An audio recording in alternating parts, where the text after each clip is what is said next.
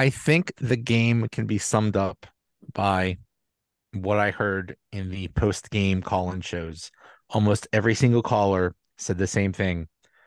Um, I don't like that anybody got fired, but Matt Canada had to go. And that's basically and that's true. It's basically the entire that's it. This is the post Matt Canada era. And don't tell me that they weren't cognizant of that because the very first pass was a play action under center over the middle. Right. Three things Matt Canada hated the most. Yep. Yeah, Yeah, it was amazing to see just a little tweaks. You know what I mean? Like, and it wasn't even a full week. You know what I mean? Since the co-offensive coordinators had been doing it, so you knew it was going to be minimal.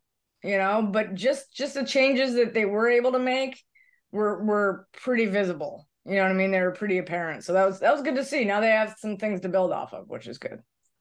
Yeah, Joe called an emergency podcast last Tuesday evening, which was kind of fun. And right. We figured it was the first time in 82 years that they had fired an offensive coordinator of any sort, so it deemed it necessary. But and what I said in that, and I brought your two names up. None of us here, I mean, we all have our own opinions on the Steelers, and it's pretty educated to a point, but neither of you two, Joe or I, we've never said we know more than Mike Tomlin or we know more than Omar Khan, but it was so glaringly evident that a change needed to be made. I mean, any casual to above average football fan, media person could see it wasn't working. In the Browns game, it wasn't so much they lost, it was kind of how they lost. And then I felt like, again, like Najee kind of boiling over, then caught himself, didn't do it.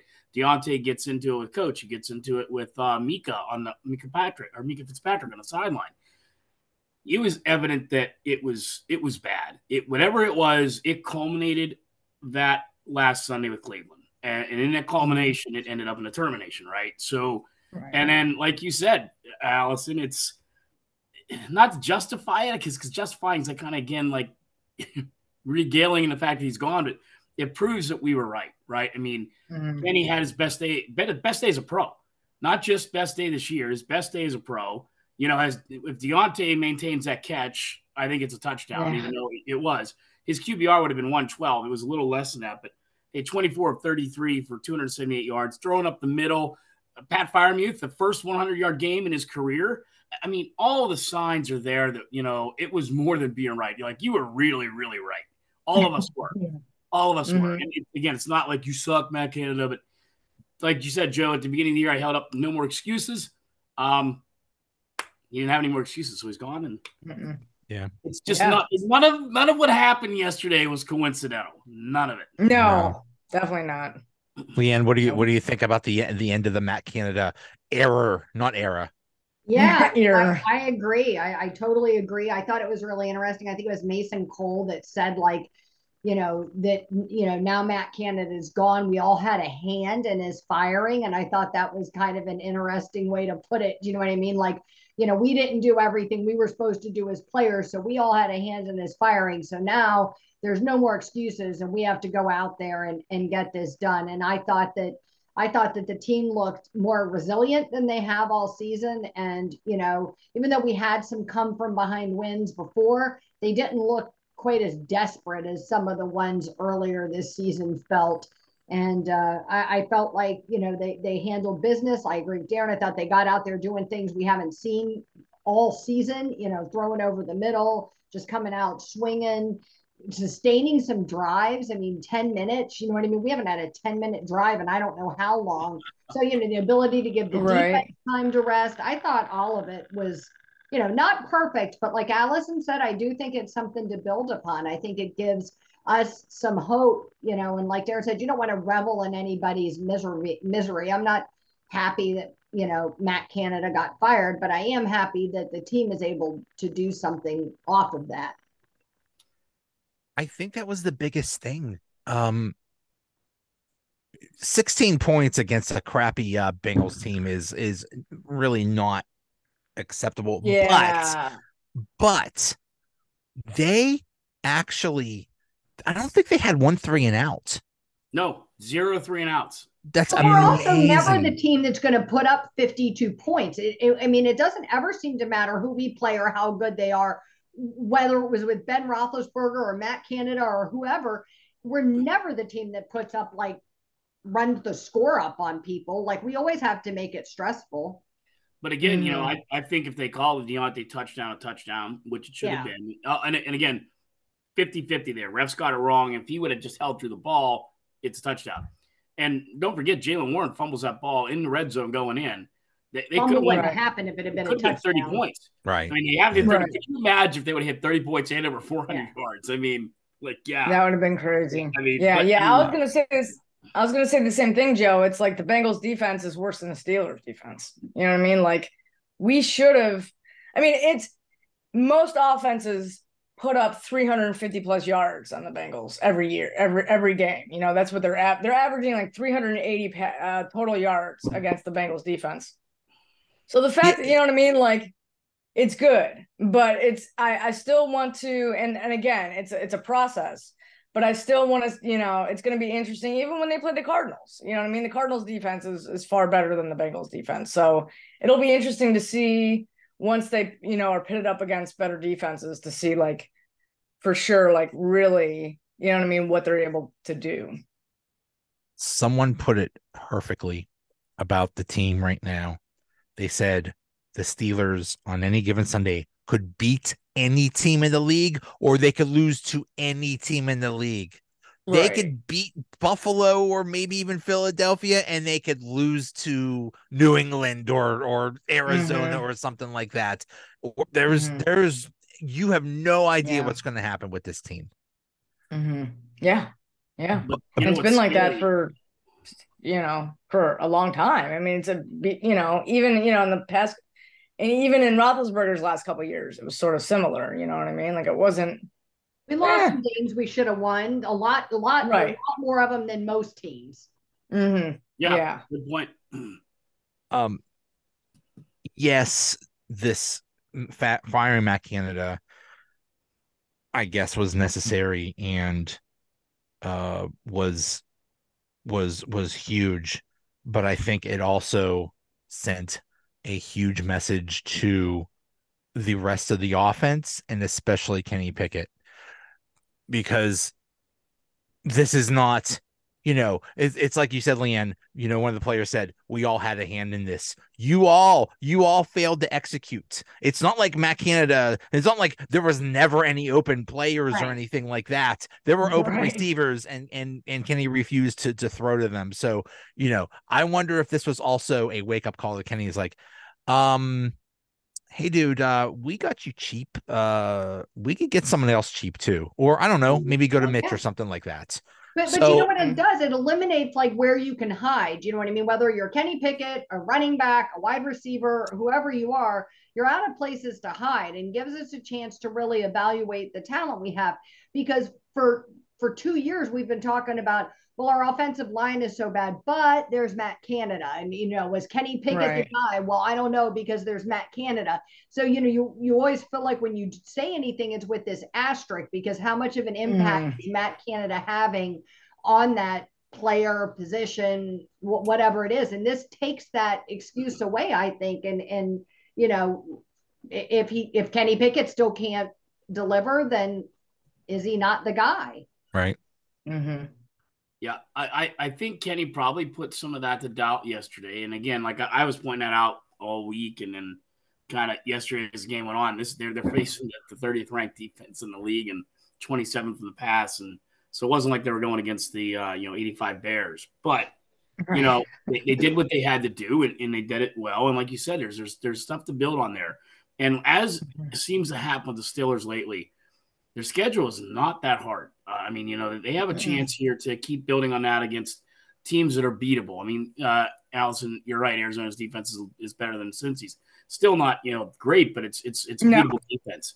And then the Colts, that's a team I don't know if they'll beat. I mean, the Colts are always weird. You don't know what you're going to get with Gardner Minshew. He doesn't make a lot of mistakes. Sometimes you can throw 300 yards and 3 touchdowns, and other times he'll fumble the ball 3 times and throw for 90 yards. So you just never know with the Colts what you're going to get. But also the defense just seems to keep on stepping up. I mean, and the defense was great again yesterday. If it wasn't for those 2 tip passes, they held them 220 yards.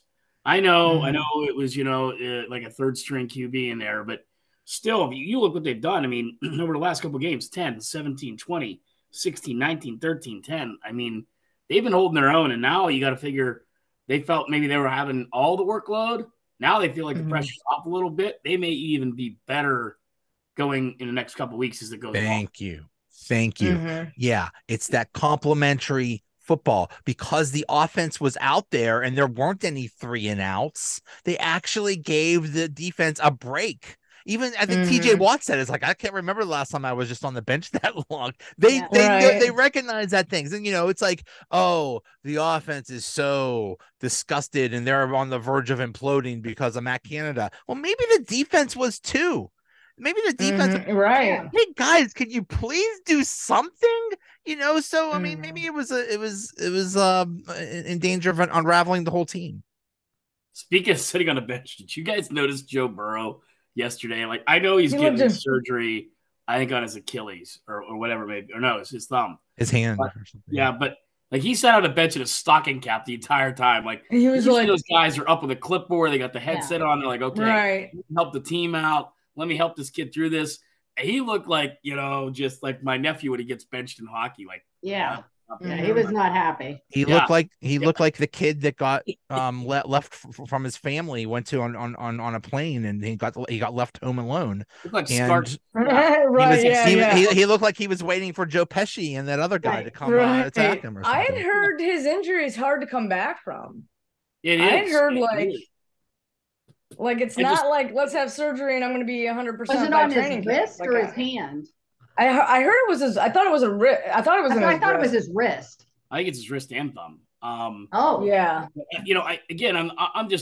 I mean, I get the situation. I get where they're at, but I've been watching Aaron Rodgers on the sidelines. He's got the headset on. I don't know. I just kind of picked that out yesterday. Something I thought was interesting. I jotted down that he's. Surprises me because Burrow doesn't strike me as the type to be like a powder. Do you know what I mean? I would expect him out there. You know what I mean? It's not supporting his backup quarterback. You still want your team to win. Yeah. Although Ben wasn't always throwing the support at Mason Rudolph, so who knows? Right. No. But I mean, it looks like they're going to get Minka back on defense. Joey Porter Jr. has been phenomenal. I got to say. I mean, he looks amazing. He basically shut down Jamar Chase, except for those 2 weird plays. He was so confident going into that, talking about how he was going to shadow him. I was like, right. I mean, he looked good, but I mean, like, this is Jamar Chase, and he shut him down. He looked phenomenal. Yeah. So he's quiet in his critics. Yeah, lot to be encouraged, and he's he sticks to you so tight. He's a handsy guy. He's going to get those pass interference calls every once in a while, but I'll be okay with that. I'm okay with a pass interference call here and there, especially if it says a TD. But no, I mean, everything you guys said too. The defense encouraging, and I thought with the offense too. They were actually out there putting out different schemes, and there was almost like a beauty to it in a way. Like it was actually thought out, methodical offensive game plan yesterday. Yeah, they didn't score more than 16, but it's there. It's getting there. Remember in the first episode, we said there's something there. Yeah. Yesterday we saw it. I mean, it took finally. It took a while, but we saw it. I think we need to give Omar Khan, the front office, the coaching staff, some credit here. First of all, the draft picks. Holy crap. Broderick Jones is a stud. Joey Porter Jr. is a stud. Keanu Benton, stud. Huge contributors. Look what Darnell Washington did. He plugged that one guy into the shadow realm. He yesterday. Sure did. Yeah. He knocked his soul from his body. Yes. But also Herbeck also contributed. Walker's got to get rid of that football, but still, that was phenomenal. I mean, he knocked the stripes off his helmet. That was But also, look what's happened. the defense is holding it together and is still strong after losing Minka, after losing Cam Hayward almost all year, after losing both of their starting inside linebackers. And all these new guys coming in. Yes. Right. Yes. Yeah, the Trenton Thompson, man. Yeah. Yeah, that was pretty the nice. That guy was on the practice squad 2 weeks ago. Yeah. Right, yeah, exactly. That's all Omar Khan. All of those depth guys, that's all Omar Khan. And, look around the league. Look at the Bengals. Look at the Bengals who basically said, well, we have Joe Burrow. If something happens to him, we'll just give up the season. Right. The Steelers are like, okay, we have Kenny Pickett. If something happens to him, we have Mr. Trubisky. Yeah. Okay.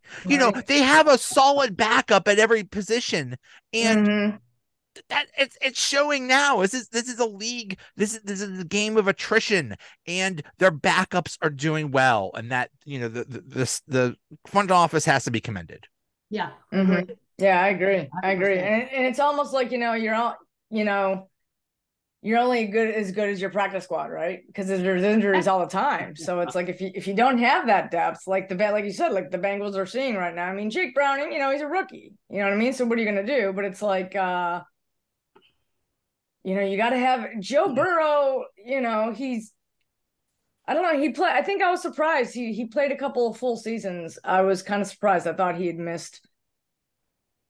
hadn't played a full season, but apparently he has. So, but still, it's like he's always always hurts. Yeah. Yeah. So it's like Browning's not a rookie. What's that?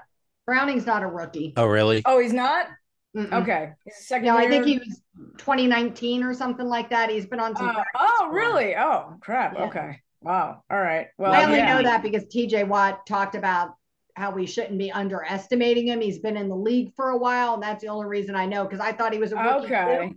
So when Watt said that, I was like, wait a minute, I thought he was a rookie. I had to go look it up. Yeah. Oh, don't worry. We estimated him. Okay. Yeah. Right. Which I'm not sure the Steelers have totally. Well, Broderick Jones is the right way this year, but the Bengals have never given that kid an offensive line. A couple years ago when the Chiefs got spanked in the Super Bowl, they're like, okay, the offensive line was putrid this year. We're going to go build on an offensive line. And they've given him a center that's probably going to eventually end up in the Hall of Fame. Yeah. He's got a tackle and a guard that are going to be all pro this year. I mean, the Chiefs really have a great offensive line that anchors that team. Steelers are kind of building on that. The Bengals have never done that. If you're a Bengals fan, you got to be irate about that. When are they going to ever fix that? Because, Joe Burrow stands in there and gets killed. To LeeAnn's point, he's out quite a bit. I mean, that's your franchise guy. You got to stop him. So I don't know who it was, but one of the offensive linemen, it was that sack when Watt went like unabated to Browning. Like, right. Yeah. The lineman saw Watt and was like, whoop, no thanks. I didn't see him, and totally pivoted his body and went at somebody else to block somebody else. Oh, yay. Who was that guy? Right past him. Right. Hey, that 90 guy's pretty good. I don't know. Right. Yeah. I'm not. Somebody should tell the Steelers they got a good guy there. I don't know. He can murder somebody else. Yeah. That's what you say when you're the quarterback. Like, really, guys? Really? Yeah, right. That's who you just allow to go with nobody touching him? Really, guys? Of all the players. Yeah. Oh, yeah. Yeah. But we got to talk about Diontae Johnson. What the actual heck is going on here? Okay, first of all, the almost touchdown. People say, well, why didn't Tomlin challenge it? Because he never wins challenges. Thank you. And he probably would have lost that. Why waste a timeout when you might need it? You never ever win them.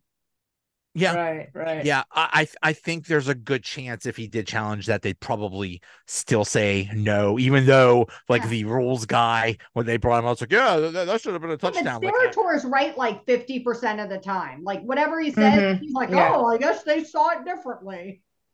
Are all scores reviewable, or is that just in the 2 minutes? Is that just a 2 minute thing? Is it all scores, or I can't remember? All scores are reviewable, but within the 2 minutes, they're automatically reviewed by upstate. Okay. Okay, Okay, because but that's why I was like, well, they should have called it a touchdown. because that You know what I wasn't mean? because And it was then- ruled no touchdown, they didn't Right. review it. Is that why? Right. Well, I Right. guess because it was No, called no. touchdown. I mean, it's What Steratore came back and said was that there wasn't enough evidence. Do you know what I mean? That they didn't feel like he'd had it for that new third step or whatever it is. That's like right. so hard to understand. Like Well, it used and to be like you caught the ball and you went like 1-2 and made that football move, and that was like pretty easy to like 1-2 count it. But now there's this like new magical third move that the NFL uses at their Yeah, he's whim. been talking about his third leg, and I'm like, well, yeah, he said third leg, and I was like, I oh, like the this third is a leg. family show. It's a What are we doing Good here? show, yeah, good show. It's NC-17 Steelers, but Right. Right. no, and then I know that a lot of the NFL teams, most of them, in fact, they hire a person that's a replay person that sits up in the booth, and he's never done that. And then, they were kind of goading him about it after the press conference, and he talked about, well, he watches the Jumbotron on a lot of it. I'm like, are you kidding me? Like, that's what you do? Like, I mean, right. He said that before. sit somebody up there like the other guys do and watch it on TV like we do. Right, Maybe one of us Mm-hmm. could, hey, we'll do it. It's a lovely broadcast. You should watch it. LeeAnn Yeah. or Allison will fly up from Florida, or if you're ever in Miami or Tampa, it's easy walk. Right. Arrive. But no, I still go back to, like Joe said, let's talk about Diontae. If he maintains possession through the entire catch, it's not an issue. It's a touchdown. Right. And I'm pretty sure I know where you're going next. And he has just caught himself into a whirlwind. It's not like I remember my dad and I were talking. I remember, I think it was Tim Worley, and it may have been Dwight Stone. Very similar play. Dwight Stone fumbles the ball. Tim Worley's kind of blocking, and he looks at the ball and just walks away. And, they're very lucky that Connor Hayward tackled the Bengal player, because if you go back and look, there's nobody back there. He's going for six. He's taking that to the house for a touchdown. Yep. And for Diontae to come out today and said, first he kind of lied in a way. He said, well, I didn't see it. Well, the ball was right at his feet. Second time he said, well, I was blocking my guy, I don't know. No, he wasn't blocking anybody. No. Maybe you should watch how Hines Ward blocked, then you understand. That wasn't and just, I mean, it wasn't good. And it's not looking good. It didn't look good on the media. But the reason I bring up the Tim Worley thing was it happened that day, and then it kind of died that day, right? I mean, I'm sure guys wrote about it in the Pittsburgh Post-Gazette or Pittsburgh Press at the time. But it died. In social media, that was going live like through the second half of the game. Everybody was posting about it. It was viral within 5 minutes. It was viral within 5 minutes. Everybody was posting about it. Everybody was talking about it. Yeah. I wonder if if anybody told them, was like, by the way, you just went viral, bro. Good Right. job. Yeah. It's not been a good year for him. It's really been a bad contract. Ever since he signed that contract, he has 2 touchdowns. I don't know. It's not been a good year for him or Pickens. And yeah, they have their moments, and yes, it's really frustrating, but we guys, we got to grow up here. You're making millions of dollars. Show up and do some work. You stop taking plays off. Stop, they said, oh, well, I heard, well, maybe he thought that play was going to be under review. Maybe he thought that he flinched, which caused like an offside, and the play was going to be penalized or something. Like there's just all these excuses. I don't care. The ball's at your feet, dude. I don't care. Right. Go make an effort. It's not just him. Pickens has done that crap too. When the play's not going to him, he just takes the play off. Right. Well, yeah. Connor Hayward said, I wasn't sure if it was dead, but I was going to make a play. And that's what I'm Thank you. Exactly. You played through Yeah, the whistle. They never blew a whistle. Yeah. And Right. if we go back, even if I took a survey with the three of you, if you take out Ben Roethlisberger, who's your favorite Steelers offensive player over the last 20 years? Most people are going to say Hines. Maybe Jerome Bettison here, maybe Heath. But and why? Because he just never gave up on plays. Yeah, he could throw, he could hit, he could block, he could catch. But that's the kind of thing. You don't have to be Hines Ward, DJ, but at least go to the ball and play. Show some effort. Yeah. Then you have people like Najee, who decides to literally take the entire team and it's like, we're all going. I don't care how many people tell me, we're all going right now. And he I couldn't believe he came out of yards. I am so happy to see him ramming his foot down the mouths of everybody who's talked crap about him for the past 2 years. I am here for every second of it. Go Naj. I'm so happy. Yeah.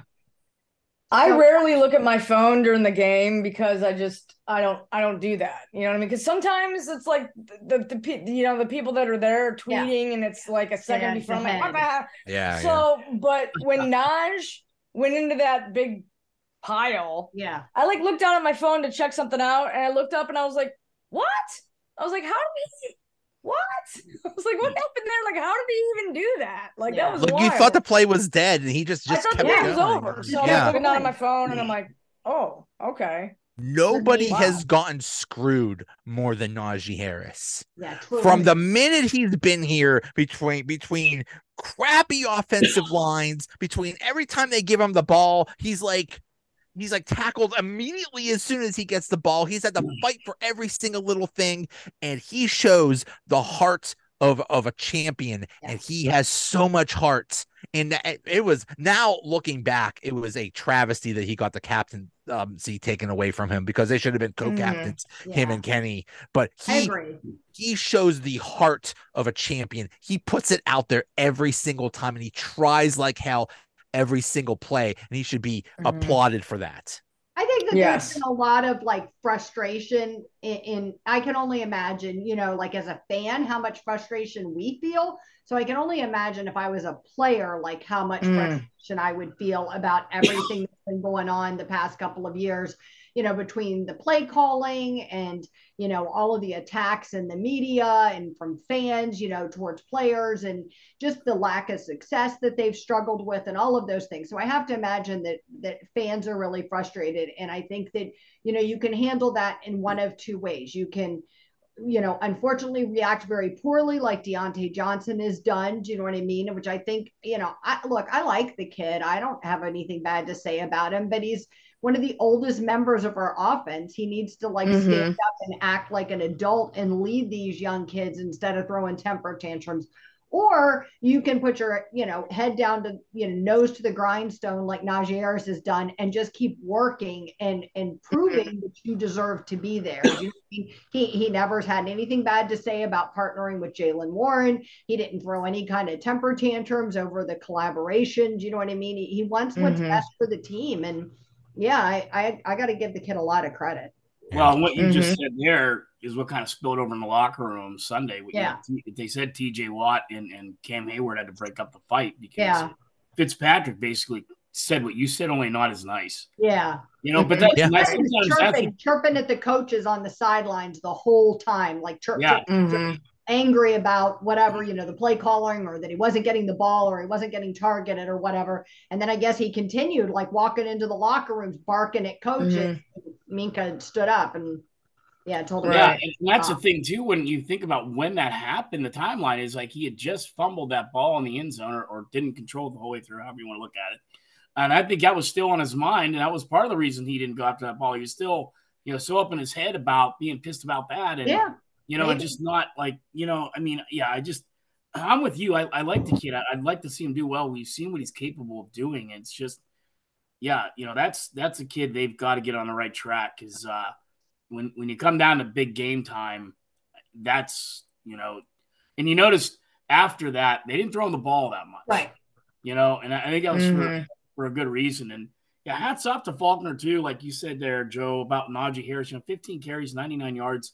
They realized they were keen on Jaylen Warren early. So, hey, we're going to give it to Najee. Well, I mean, I think that was an adjustment Canada would not have made. You realize Najee's the guy. They can't stop him. So let's go. And it's almost a shame he didn't get 100 yards. Giving them on the ball one more time, though, and gotten another yard. I mean, didn't he actually lose a yard that last time? But, we did see, I was going to say, going back to Diontae Johnson, we did see from him last year those signs of that leadership. Like when Pickens lost it in Atlanta, it was Diontae Johnson that went over to him and kind of calmed him down in the bench and, displayed that leadership. So we know he's got it. So, somebody on that coaching staff needs to be taking there. One of the older players taking that, Diontae under their wing and kind of that mid-level management of helping him learn to lead or whatever. Maybe he just doesn't have that experience. Enough experience because he's got it. He's shown it. Yeah. That's why I've always been saying that they need a veteran wide receiver, basically an adult in the room. Well, I thought Allen Robinson. Well, I thought that was Allen Robinson. Yeah, I thought that was supposed to be. Not his thing. So from what I was told, Allen Robinson went over to him and he basically shoved him away. Like Allen was trying to, talk to him a little bit too. And I don't know. And I even thought the other end zone catch, Joe, where it was tightly covered, but he never extended his arms out to catch the ball. And I mean, his arms were here, like, alligator arms or whatever you want to call it, T-Rex arms. And just things that I don't think he makes. I think he's so much in his head right now. And I'm not sure how you get that straight. I was sitting there last night watching that Ravens game and they're talking about how, they're going into their bye week. Like, we had our bye week like week 2. Felt like it. Yeah. And, season's almost over. What the heck, dude? Yeah. Of course, the Ravens would get a bye week in like week 15. Yeah. Yeah. And so now we get to the Cardinals. I think it'll go well. I don't know. So I hope we don't get cocky. Hopefully it's not the James Conner revenge game. It'll be fun to see James Conner again. And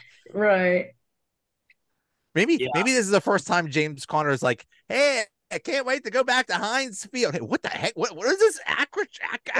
What is this crap? Right. Kenny called it Heinz Field in his press conference yesterday. Good. Good for you, Kenny. Good. So we're going back to Heinz Field, and I was like, Kenny. We love you. Right. I can't even remember the last time the Cardinals came to Pittsburgh. It was like Neil Lomax must have been a quarterback. Seriously, I can't remember. It's probably much sooner than that, but it doesn't happen very often. No, it doesn't. I think it's like once every 8 years or something like that, or every 4 years, or. Well, I know they play each other every 4 years or something, don't they? Or is it? Well, yeah, that would be the last they play time. Each other every 4 years, so they come here every 8 years, right? Yes, because it was exactly 4 years ago because Duck beat them in Arizona. That was when we were in the middle of Duck Mania. That's how long ago it was. Oh, and what is he doing now? I don't want to go too far off topic, but didn't he retire? His wife's like dating that country music singer. Yes. Oh yeah, yeah.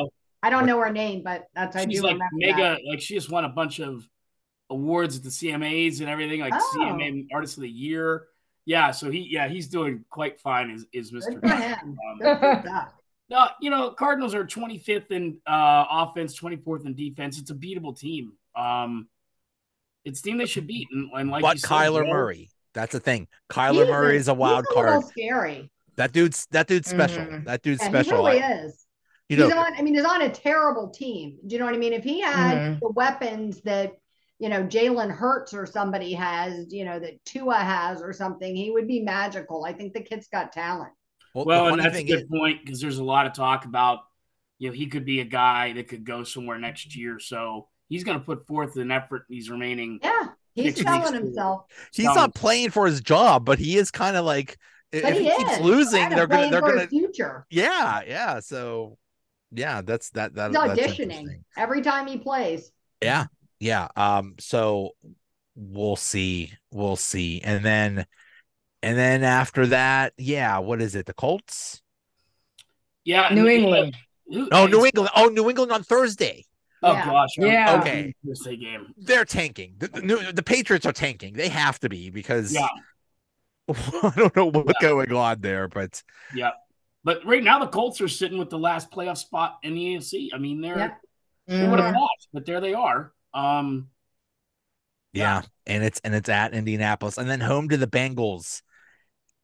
God, this is looking. We were talking about 11-12 wins. 11-12 wins. It might happen, guys. Yeah, I thought about that today, and I don't know because Joe doesn't say, and that's fine. But sometimes it's Joe and I, and sometimes it's you two. And I was kind of hoping the two of you would be on tonight because that was on my mind driving around today, and I thought, man, I remember when we sat here in week 1 and we all thought, I think we kind of agreed that, best goal would be get the playoffs, win a playoff game, build on next year. And that's kind of exactly where they're at right now. Kind of weird.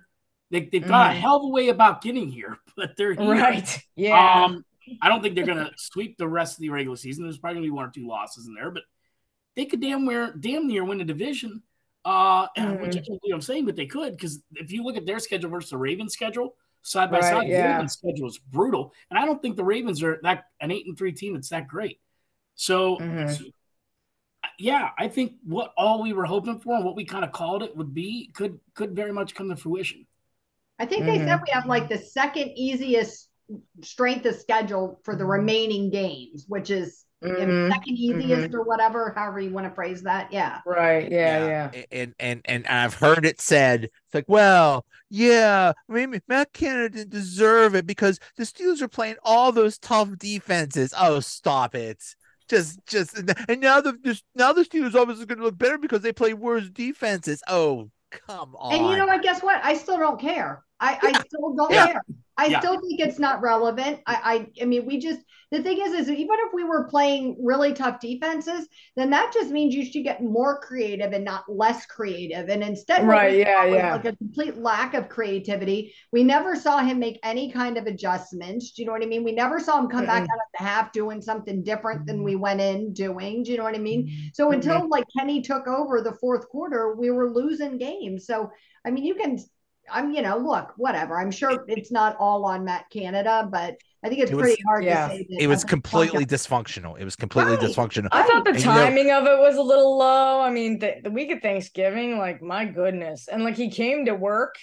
I mean, how else are you going to fire somebody? You're not going to fire somebody. I don't know, but I heard, I forget who it was. Oh, on that Carton Show podcast, talking about what happens when they fire an NFL coach. And I was like, oh. They said, like, if you come, they bring you into the building, which they want to do because they want to tell you, like, face to face.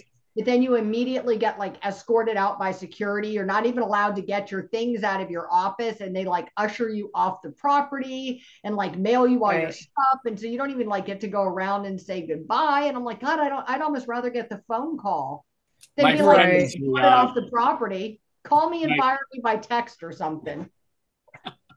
My friend is he's works security there now. And I could tell you more about him and give it away who it is, but he texted me around lunchtime. He said, they had to escort him out the left because he wouldn't go out the middle door, which That's pretty funny. That's awful. That's funny. Well, you're right. And Joe and I said this last week too, and a couple guys that cover the team, and I'm sure you know them too, LeeAnn and Allison, that they've never been through a more uncomfortable press conference with him in 17 years. He was not happy and he had to do that. Mike Tomlin barely wants to come and meet with the media as it is. Now he's got to come and talk about firing a guy, which I don't think he necessarily wanted to do. I think he did, but he didn't want to. You know what I mean? It's like he had no choice. Right. You never want to fire somebody. I mean, you always and then his demeanor after that was just really, I mean, he was nasty. And I don't think he meant to be, but he had it. Right? Somebody asked him about Minka's progress, and he said, "Do I look satisfied with Minka's progress?" Meaning, not mad at Minka, but I mean, he was brutal. It was a brutal press. Yeah, it was. I just wait every week for him and Brooke Pryor to go like. They're going to ask him about Diontae tomorrow, and he's just going to say. He's going to say, "Oh, you guys are just making it up. You're just that's just a media creation." Like, right. No, we have eyes, dude. We don't urinate on fire. What was that? Yeah. I know. I mean, like, holy crap. Like, I mean, he's had some doozies, and most of them just now they're commonplace, obviously, and we don't live in our fears. We don't urinate on fires. Like, holy shit. Listen, the fire department needs volunteers, but maybe Mike Tomlin, don't spend your spare time being a firefighter because we don't. Right. Oh no, there's a fire. Oh, that's okay. I've been drinking a lot of water. I'll take care of it. This is just a theory. I think Mike Tomlin actually is aware of that. I think he takes it out hard on guys that do stuff like that. And I think they're going to have a come to Jesus meeting at some point in the next couple of days. And I think that's why him and AB, kind of hit head so much, because he was probably simply asking AB to collect yourself, be yourself, and maybe he was so far gone off the planet that it wasn't working. But that's it. Like we want him to say that's totally unacceptable. We need full effort. That is not okay for him to do. But then you have the risk of losing the kid, and that's the problem. Do that. That's not reasonable. I tell people that all the time. It's not reasonable. Do you know what I mean? If you get reprimanded by your boss doesn't walk into the break room and be like, that Joe, he doesn't give it full effort. So I just want you to know I took him back in my office. Right. Ripped him a new one. Do you know what I mean? Nobody does that. Like, you're not entitled to know that somebody got reprimanded at work just because you buy their jersey or whatever. Listen. It's if the media would just ask Tomlin the tough questions, this team would be undefeated. The real questions, not that nonsense. You already know right. Yeah. No, you're right, LeeAnn. I think I saw you tweet something about that, about like taking things too far where you're attacking players or attacking families and stuff like that. And I agree. I mean, I like to think we're a proud fan base. We are, but I remember there's times like, the stuff we did at Tommy Maddox's house. Oh my God. Not me, but I mean, there's parts where you just take it too far, and you're right. Like, he's going to come out tomorrow, probably not say anything, Joe, and because he doesn't have to.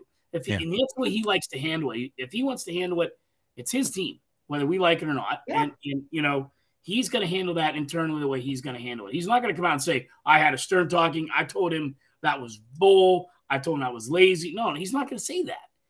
So, I mean, I know you've got to ask it. I get how it works, right?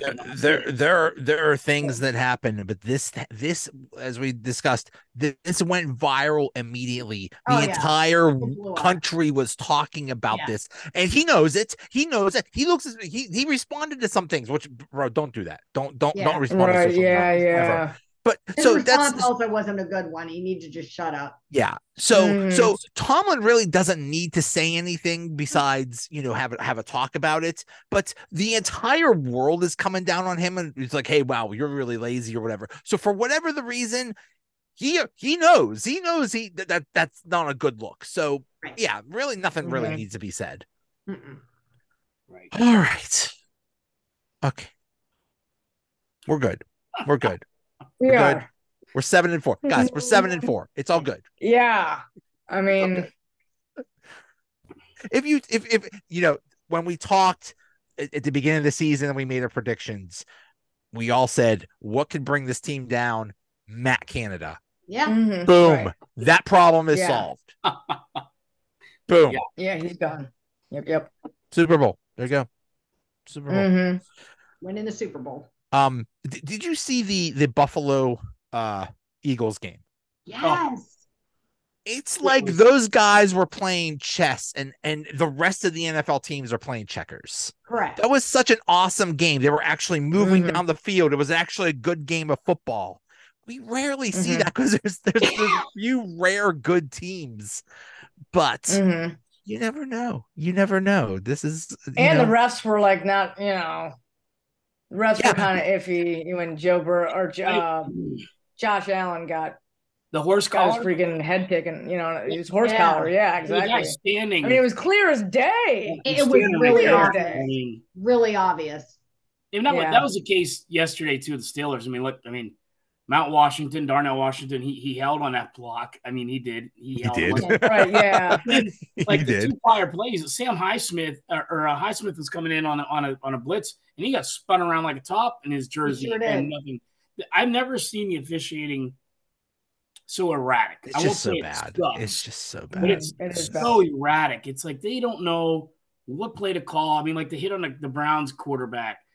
I mean, it's like 1 minute it's roughing the pass, the other minute it's targeting, the other minute it's nothing. It's just right. It's over the place. Sometimes if you lay a finger on him, it's roughing the passer. Sometimes if you put him through a woodchucker, it's not interference. It's not roughing. Like, what can you be consistent? I don't know how you do that as a player. Like, how do you, if you're a defender, how do you learn? Do you know what I mean? Like, what are you supposed to do? Like, you look at the tackle that was made on Mark Andrews, that hip drop tackle that broke his ankle or whatever. I think it was his ankle. Do you know what I mean? And then got you got Harbaugh coming out after the game talking about how that play shouldn't be legal. You shouldn't be allowed to do that, but you are. And if you can't, then what can you do? Do you know what I mean? Like, I mean, we need to make it like touch football or something, because at some point there's no tackle that's left. You can't tackle these guys up around their chest. Right. Can't hit him in the head. Can't hit him there. Can't hit him there. Like, where am I supposed to hit him? Right. Right. Yeah. Yep. And meanwhile, though, while Harbaugh's talking about that, one of the Ravens is on talking about how you don't mess with the Ravens because you end up like in a body bag or something. You know what I mean? Well, I mean, like y'all need to coordinate your statements before your coach is crying to the press about 30 hits. I mean, it is the Ravens. They had what's his face? Ray Lewis. Ray Lewis. Ray Lewis. That's a legitimate concern. Yeah. Mm-hmm. Yeah. No, and I think, I don't know who it was 2 weeks ago or something like that. They said, I know you're going to find me for saying what I'm about to say, but you know what? The referees, there's no consequence for them. No. They can blow a game. If a player can get a season career-ending injury, no consequence. And I spend, and Joe knows this, on Friday nights when I do Friday Night Lights, when we do the radio show, or I'm calling a football game, we'll see calls that are blown. But I'm so fiercely protective of referees in the high school area level. When you get up to the professional level, I'm a little bit laxed on that, right? Because you're a professional, but the thing to me is the whole thing we're talking about, right? It's the erratic calls. There's just no common ground, and players end up getting hurt. And there's got to be some kind of consequence for it. I mean, there has to be. Mm-hmm. There's no accountability. There's no. I don't know why. Sorry, go ahead. No, sorry, I interrupted you. I don't know why they don't find the refs. Like, thank you. You know what I mean? Just punish them. Just say something. Just say something. Just say they've been, demoted, punished, penalized. Something. Show some accountability. Fined for calling out a officiating crew for blatantly blown calls, but the officiating crew did not get in trouble for blatantly blowing calls. Thank you. Like, what is that? Yeah. I mean, if you burn the fries at McDonald's, you're going to lose your job. Yeah. Right. Oh my gosh. Ding, fries are done. Yeah, no, I don't know if I can top that comment. I agree. And it's just, you're right. I mean, they're going to find, Mike Tomlin or whoever the coach is $5 or $10 grand. And these referees just were away unscathed as far as we know. But if you're doing something, now, at this point, you should come out and say, "Hey, this referee his crew is off next week," or they suspend him for a week or something like that. Would put people's mind at ease that you gave some kind of reprimand or there's some kind of consequence for your inability. I mean, there's been twice this year that I know, maybe more, where like they had to apologize to the Colts. We blew it. Sorry. I mean, that's But then again, I guess you look across, and I don't know if you guys saw this, what Jacob Trouba did Saturday night, and they have that. I mean, all you got to do is Google Jacob Trouba. He is karate chopping a stick across the guy's head. He tried to behead a guy. And they gave him a $5,000 fine. I mean, that guy is a piece of garbage that needs to be gone. He's done it for far too long. Yeah. And, I don't know if the officials have the ability, but I just, nothing will be done until somebody dies. Yeah. Right. And on that note, good night, everybody. Yeah. Bye. See you guys. See you guys. See ya.